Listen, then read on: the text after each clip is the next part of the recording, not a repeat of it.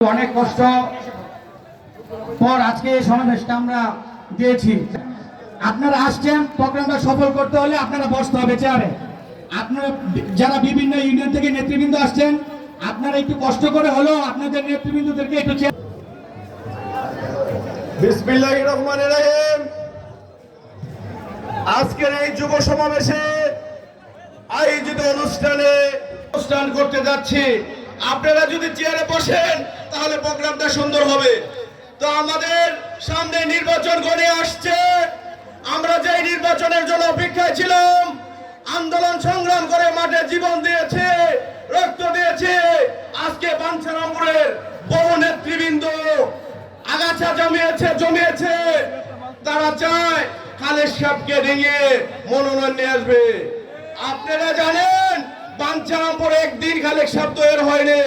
বাঞ্ছারামপুরের দীর্ঘ 21 বছর 2001 সাল থেকে তিলে তিলে খালেদ সাহেব এই কর্মী বাহিনী তৈরি করেছেন।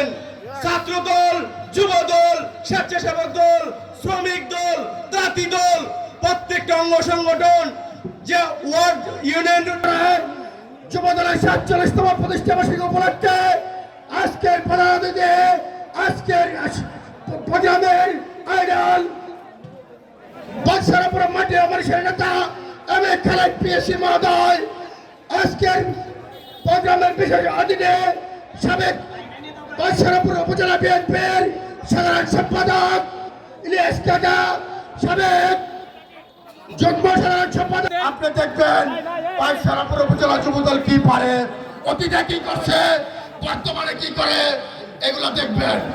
আপনারা সর্বোপরি সব নীরবভাবে একটা অবজারভেশন করবেন। কেনায় কতটুকু কেউ দল করছে রক্ত দিয়া, কেউ দল করছে অর্থ দিয়া, কেউ দল করছে গান জয় করা। কেনায় কি কোনটার প্রাধান্য দেবেন সেটা আপনারা বেছে নেবেন। ধন্যবাদ। বিভিন্ন ইউনিয়ন থেকে যারা আসছেন আজকে